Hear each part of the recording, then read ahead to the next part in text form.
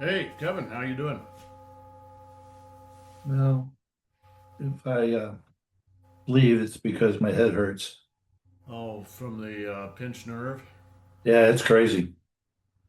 Yeah, I've had it. I've had that happen once or twice. Probably not as bad It as what you're describing. goes from up here and then it goes all the way around like this, and it feels like someone's lifting me by my eye. Ow! Yeah, I know. Ouch! I don't like that. Well, at least we don't live in Spokane. Have you heard about what's going on in Spokane? Spokane is a city in Washington, in our state here, on the east side, and it's a moderately large city. It's about 600,000 people. But the fires that are going on in Washington and Oregon are moving into the city of Spokane itself. So they've already lost a whole bunch of houses, That's and terrible. it is terrible. The fires in Washington and Oregon are now cover something like 3.5 million acres, and I've seen satellite pictures of our states, and they look like volcanoes going off. And there's just streams of smoke that go up into Canada, so we don't have to worry about it anymore. It's up in Canada, but it's awful. It's really awful. It's almost as bad as California was back in 2000 when we left California, because Annie and I packed up the big truck, and I drove the truck, and it was like a movie, because it was you couldn't see the sky at all. Everything was orange, and we drove all through that. We stopped at Kevin's house for a couple of hours, and then came up here. So we drove 24 hours straight because you just couldn't stop anywhere. It was awful. Anyway, the world is on fire, Catherine. We know how you feel. I've watched a few videos of what's going on in Europe, and it's equally bad. Yeah, it is. And it's hot today. Yeah. Well, what can I say? Nothing. It's just the way it is right now in the world. I mean, you just have to deal with it. That's exactly right. That's exactly right. I can remember back in 2001, we did a special workshop, and Grandmaster Feng came from China. And one of the first things he did was do an introductory lecture, and then he did another one. It was a 4-day workshop, so it was pretty cool. He did another one when he left, and one of the things he said is, "Listen, if you want this, if you want to get this, there's two things you've got to do. You have to be really patient, and you have to be really persistent." Let me tell you what I mean by persistence. If you think you've got to practice, but today is too cold, I won't practice today, it's too cold. And then tomorrow it gets too hot. Oh, it's too hot, I won't practice. I'll practice tomorrow. And the next day you go, "Oh, I have to go to the dentist, so I won't practice today. I have to go to the dentist." He said, "You don't have a practice. You have to practice every day, whether it's hot or cold, rain or shine, whether you got a dentist or you got to go to work. Even if it's just for 10 or 15 minutes, just make sure you practice every day, at least a little bit." You Malcolm, know? can we review part 3 of the form? Sure. We re we Yes. did part 4, but I mean, ask James. But I'm really struggling with part 3. I forgot some of the moves. Sure. We can do that. So I'm James? struggling with parts 2, 3, and 4, but I pretty much nailed down one. Hey, that's what you got to do. You Yeah, nail something down, and then you nail down the next thing, and then you nail down the next thing. and I was very confident I nailed down part 1, so I started trying to do the whole thing, Yeah. and I got completely bogged down on watching the little pieces of part Yeah. one Yeah. that I had thought, oh, I got that nailed, and I go, oh, not quite. Yeah. The biggest, Kevin can tell you, the biggest mistake you can make is to think that you've ever got it nailed down, because it just keeps opening up. It just keeps getting more and more sophisticated, to me, that's a good thing, because I wouldn't stay interested otherwise. Yeah. It's like, um, I've done this form that we're teaching. I've done this form at least a couple of thousand times. At least a couple of thousand times. And I never get tired of it, because there's always something more to learn about the form. But the real thing is, you're learning it about yourself. You know, what are you actually doing? What, boom, can you feel? Can you feel the spirals? Boom. And that feeling, you're always exploring it. You're always pushing the edges a little further. So, yeah, James, is it okay? We'll do section 3.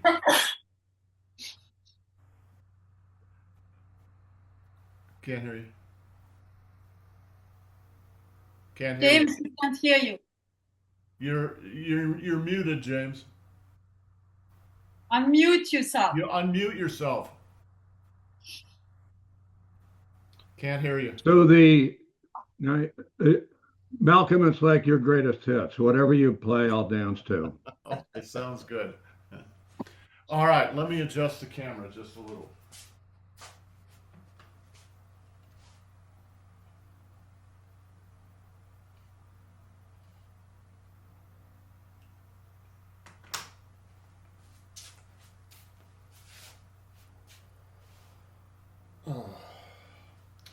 So where does section 3 start? I think here. All right. Relax. Block. Hit.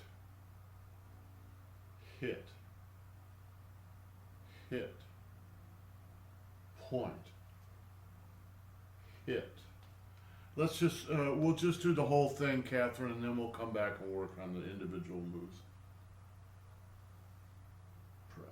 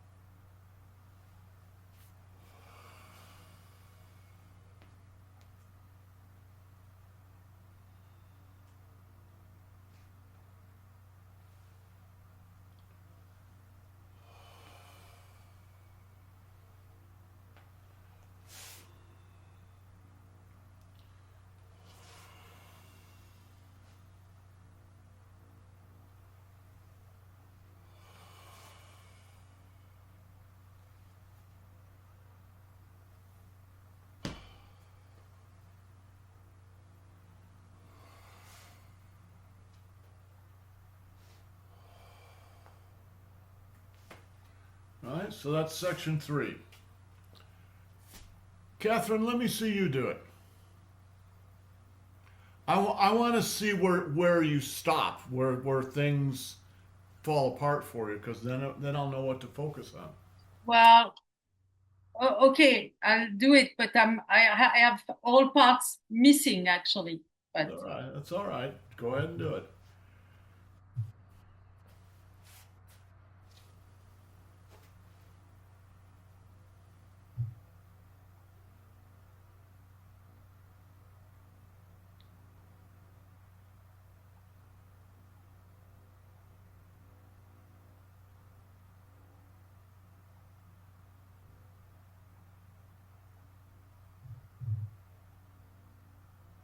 Okay, stop. All right, let's work on that move. Okay, the important thing in that move, well, in all the moves, is to make sure you've got your weight on the right foot at the right time, because everything works off your weight, your balance here. So let's work on that a little bit. All right, it starts with your weight on the right foot, and this is probably 70%, 30%, something like that. Right. So you keep your weight on the right foot, and you sink down so that you're going to go underneath your Dan Chen. Hold on a second.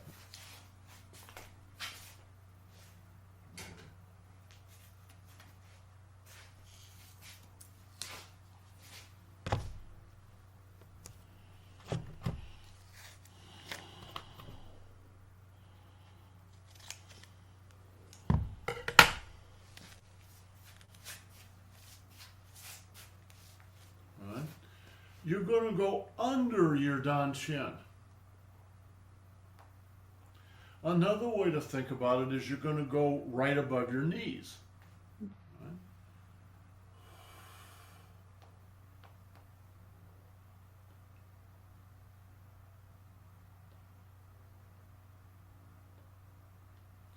So it's 1, 2. Now your weight's all on the right. 3. Weight is on the, excuse me. Right. Yeah, the other right, right? Left and right. Sink on the right, go to the left, and then backhand to the right.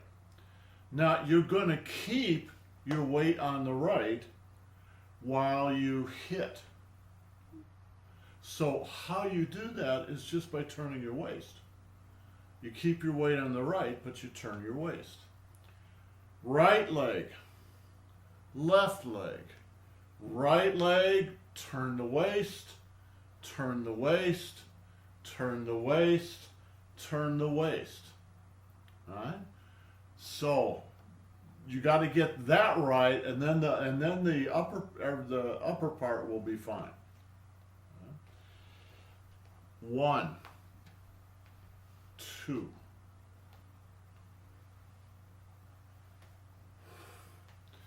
And this is actually a good move to pay attention to the old dictum. The power comes out of the leg, but it's directed by the waist. It's the waist that directs this. All right? Boom, boom, boom. But the power's coming out of the leg, and then the waist decides where it goes, and it's expressed in the hands.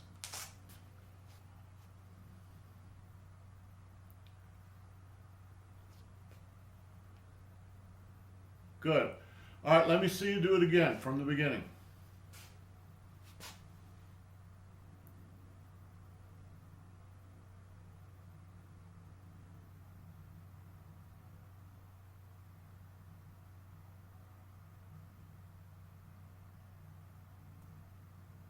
Good. All right, James, let me see you do it.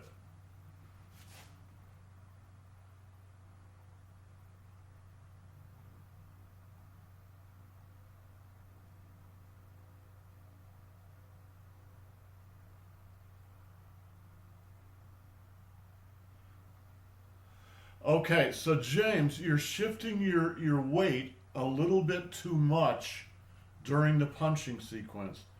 This is interesting. I'm glad we got into this.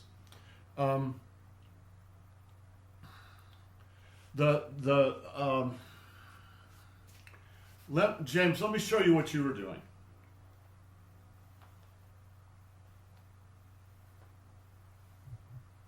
All right. It's not altogether wrong, but it's inefficient. It's much more efficient to keep your weight on the right. Now the truth is it does shift back a little bit to the left, but it's only a little bit. It's not a big shift.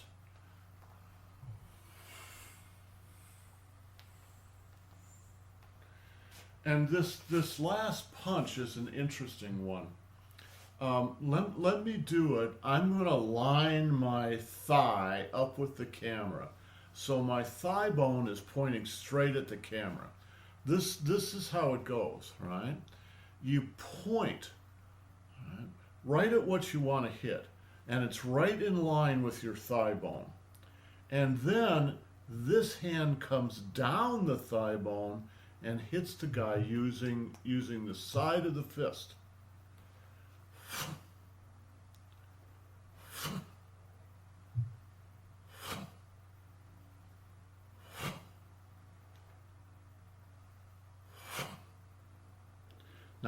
Not the front of the fist, guys. It's not the front of the fist. It's the side of the fist. Yes. And where you're hitting, a good place to hit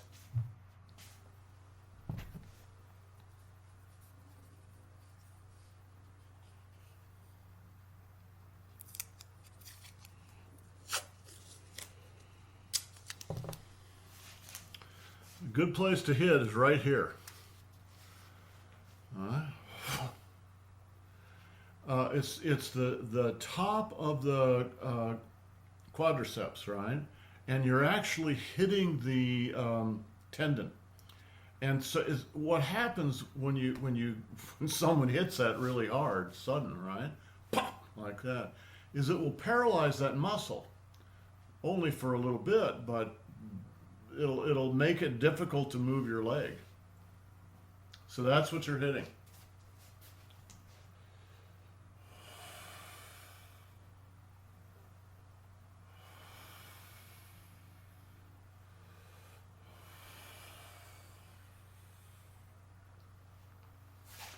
So you can think of this as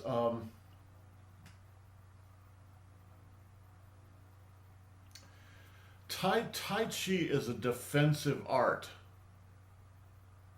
right? It's a defensive art. Master Zhang used to say this: you never hit the other guy first. You just don't do it. And he used to say, you no hit, I no hit. You hit, I hit faster, right? So what you're doing, you let the other person go first. It's part of the strategy. It's kind of like a chess game. You let the other guy move first, and then you respond to his energy, the movement of his chess pieces on the board, right? So you're hitting the same guy, right? You block something and you hit him. Block. Hit. It's all the same guy. By the time you're done, he's just a puddle on the floor. Good, Catherine. James, one more.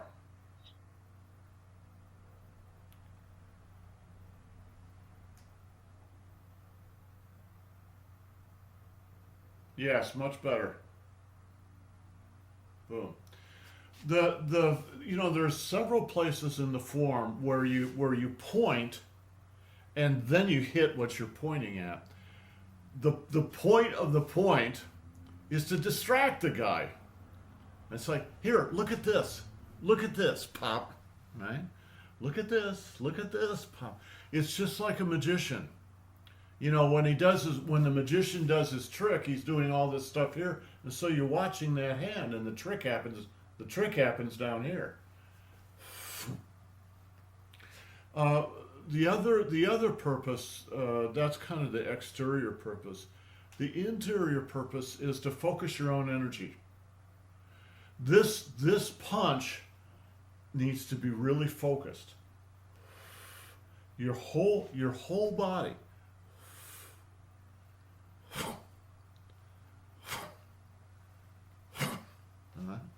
Your whole body focuses on one place. So you're sort of cueing yourself. There's also Also, don't forget when you're punching, there's a lot of energy going out ahead of you, which means there needs to be energy going backwards. Right? This hand is the hand that goes backwards. Right?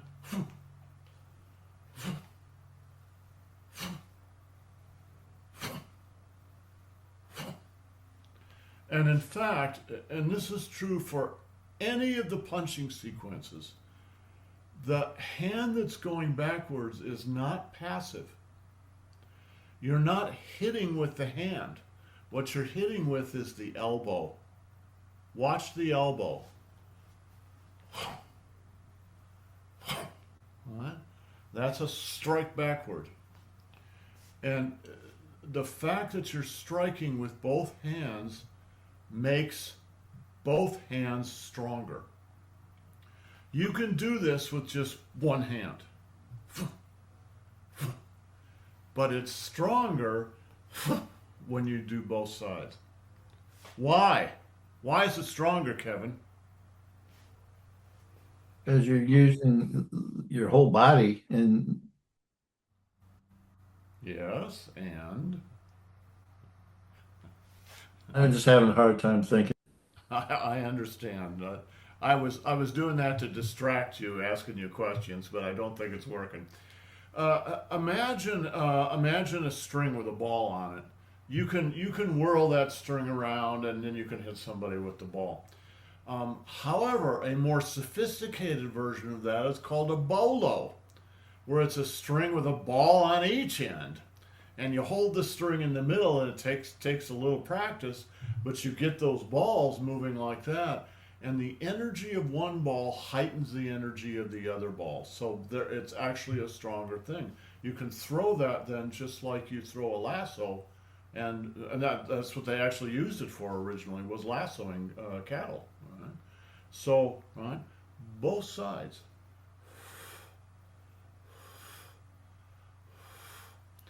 Watch the spirals.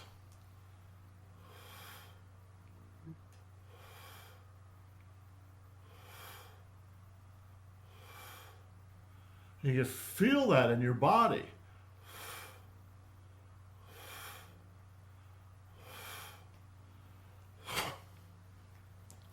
Another way to think about it is, all right, you're wringing out a rag.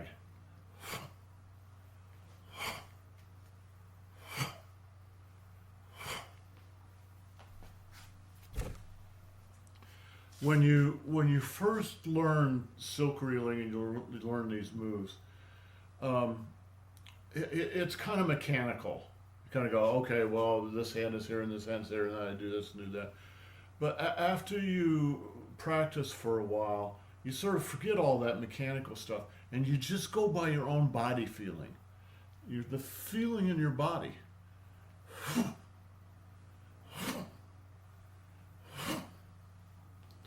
Right? And that's the fun part. Okay, Catherine, one more. Let me see it. Stop. Stop. Look at this hand. Watch.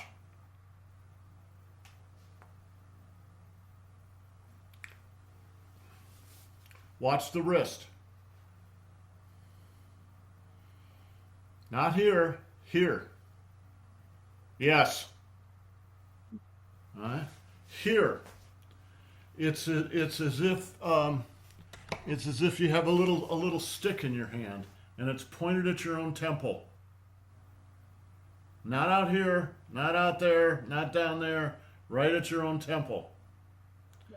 Now you go.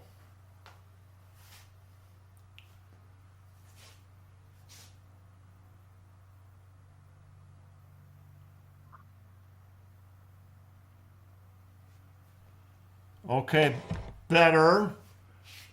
Watch my little finger.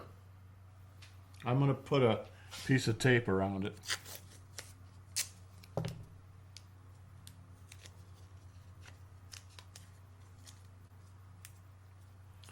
All right. That's the knuckle of my little finger. Watch. Go down, go down, go down. Now go across. Backhand. Temple. When you hit him in the temple, you use these two knuckles. Not inside here, but these two knuckles on the outside.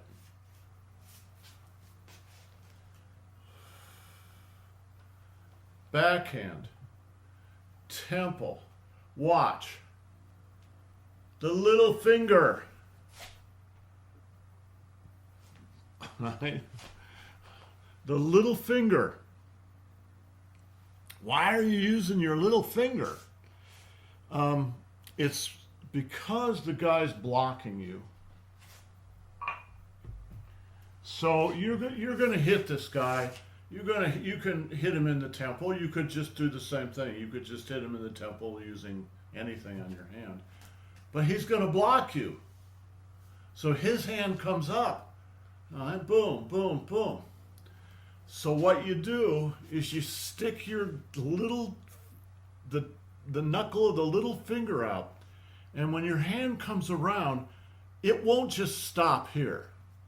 It'll just keep going. Boom.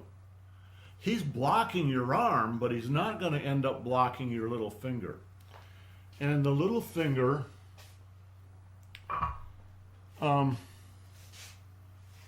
you think, well, it's not very strong. Well, that's true. It's not very strong, except the whole energy of your body is behind it. That little finger, the knuckle of that little finger goes right into the soft spot in his temple. Boom. Yes.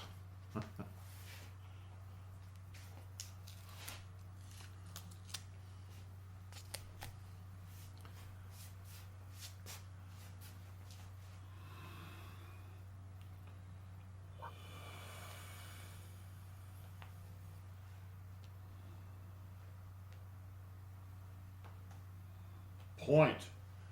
Punch. Okay, the next move.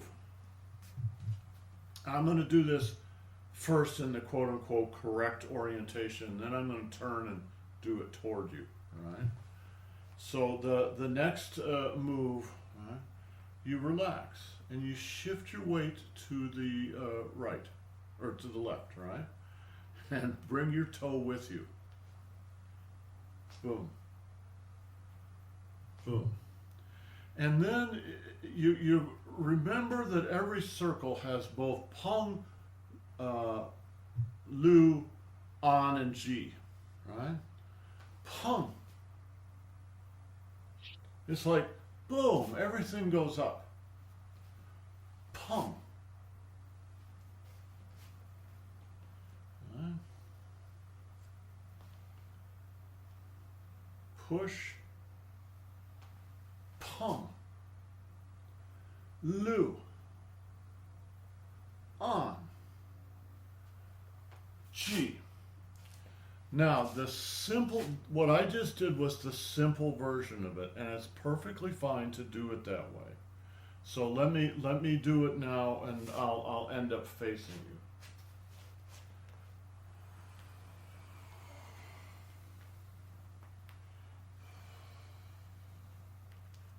Peng, Lu, An, Ji. All right. Both hands go together as you shift your orientation 90 degrees. All right. Peng, Lu, An, Ji.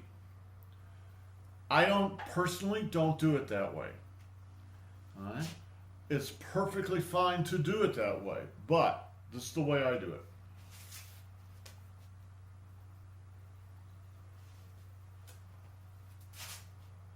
So I'm splitting my left half from my right half and doing different things. Peng, Lu, right? An, Ji, and then walk through.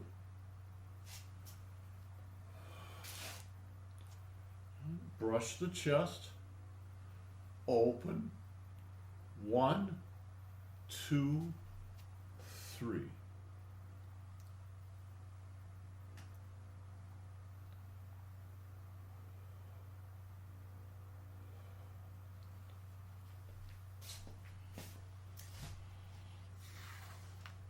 I got rid of all my tape, so I have to cut new ones.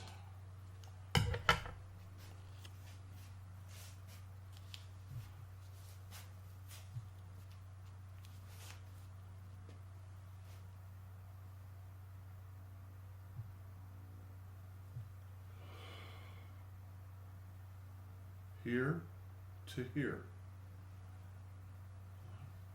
Your chi's up here. Now your chi's down here. And specifically, it's in the back, the lower back. So from Tanzhong to Mingmen. Walk through. Tanzhong, Mingmen. What you're doing, somebody is coming up,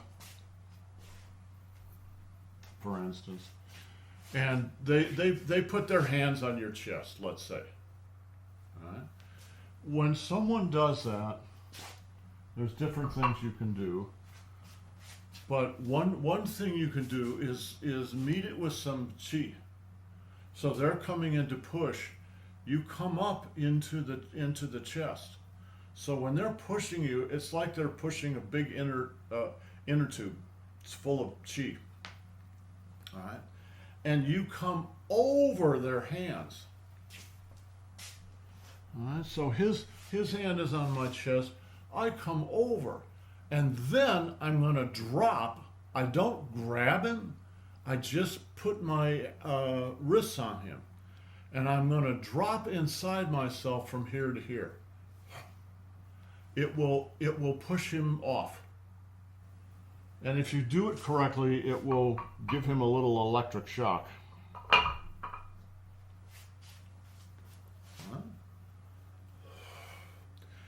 That movement is called brushing the chest. And it shows up several times in the form in different places. You don't necessarily make a big deal about it, but you should know that it's there. All right, now my chi is down here. My weight's on the left. Weight's on the left. My chi is down here. And now what I'm going to do is split. All right. And you do that by moving your waist. So your left leg and hip is spiraling backwards, and your right hip is spiraling outward. Watch my right foot here. I'll try to get the light on it right.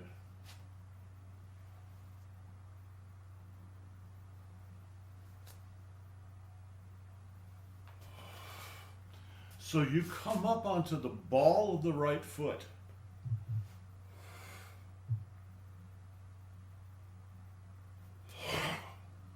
Now, when you do the push, it's the same thing over again. You start the push, you're up in your chest. All right? Your chi is somewhat raised, somewhat. All right? And then as you push, it drops down into your lower back.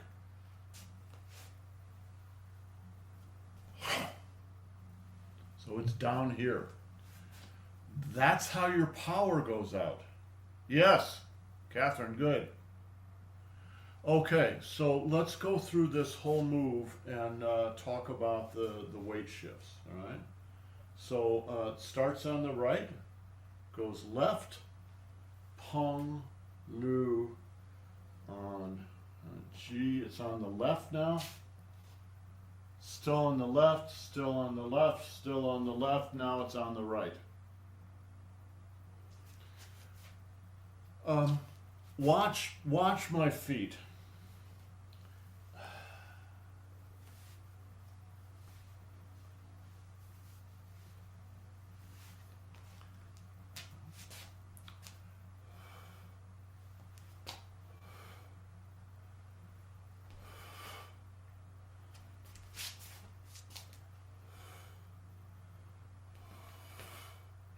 right? You're actually on the ball of the right foot and then the ball of the left foot as you shift your weight.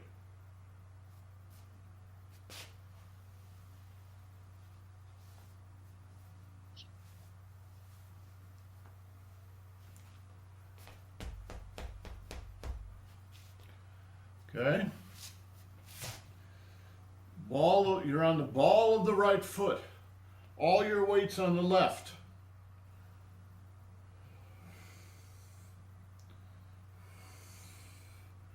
Now you step forward, now your weight's on the right and you're on the ball of the left foot. And because you're on the ball of the left foot, you can go into the next move.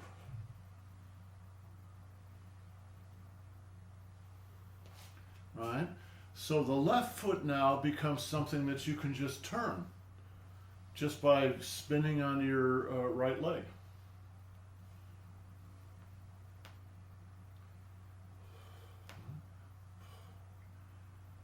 Right,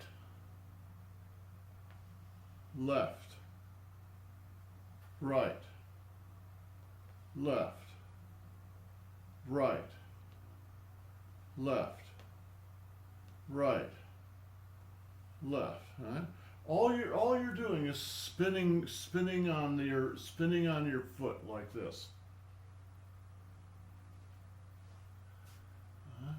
And the left leg is just giving you a little stability. 1, 2, 3. So the name of this move is change palms 3 times.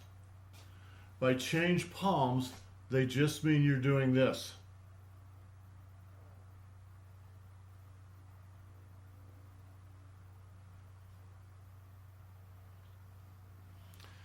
So what are you doing when you are quote unquote changing palms? Some guy has gotten a hold of your hand, right? So he's holding onto your hand here like this. How do you get rid of him? Well, you can do change palms, right? He's got hold of you. You come down on him with your body weight. You're not trying to struggle with him. Pop. You're popping him. So you're going to pop him on the wrist. He's got hold of your hand. You're going to pop him on the wrist. Not on the hand. That won't do any good. Just hit him on the wrist. At the same time that you pop him, you pull back with this. All right? Pop and pull back. And now on the other side, pop and pull back. And now on this side, pop and pull back. So you're doing it 3 times. 1, 2, 3. All right? And then circle. Grab and fist beneath elbow. Not in close. No. And repulse the monkey. A repulsive monkey, Kevin. Repulse the monkey. Repulse the monkey. Circle. Repulse the monkey. Circle. Repulse the monkey. So when you're doing repulse the monkey, you're actually doing 2 different things. 1, 2, 1, 2, 1, 2, all the way through. A lot of people do repulse the monkey like this. Repulse the monkey. Repulse the monkey. Repulse the monkey. There's no circle in there. It's perfectly fine to do it that way, but it's not the way we're going to do it. The way we're going to do it, there's a circle in there. I love this circle. It's very hard to get unless you're in the room with the teacher and the teacher can put his hands on you. Then you'll get it, right? what you're doing is repulse the monkey, and now there's some guy or maybe two guys who grab your hands, right? And what you're going to do is spin your hands around and grab them by the thumb. So it's a reversal of a joint lock. All right? They've got your hands. They're going to try to joint lock you. All right? So you spin out of it and grab their thumbs. Kevin, have we ever done this one before? When somebody has your thumb, it leaves you feeling fairly helpless, right? Because you kind of are. So, right, you spin your hand in such a way that you end up grabbing their thumb like this. All right? Now you have control of their hand. So repulse the monkey.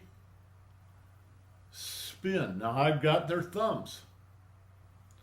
Release and repulse the monkey. Spin. I've got their thumbs. Repulse the monkey. Spin. Repulse the monkey. Spin. Now when you do repulse the monkey,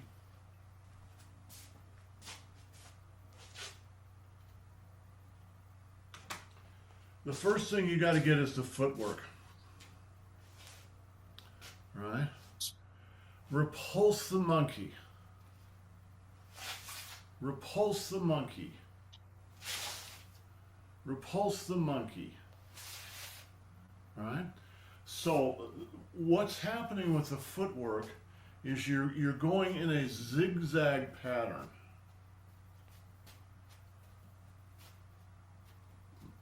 But you don't want sharp angles, so they're kind of soft. It ends up being a very snake-like pattern. Right? It's snake-like. It's like a big snake.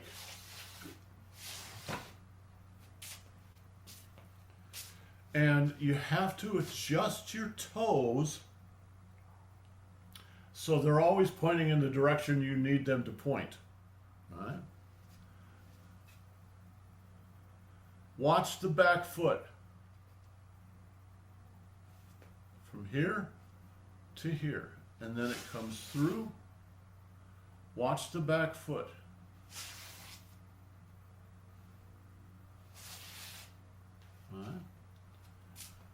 And you actually adjust both toes slightly. I can remember learning this footwork with Master Zhang in Golden Gate Park. We had a little muddy patch that we worked in, and we worked on that for an hour. And he said, practice. Go home, practice. Watch the toes.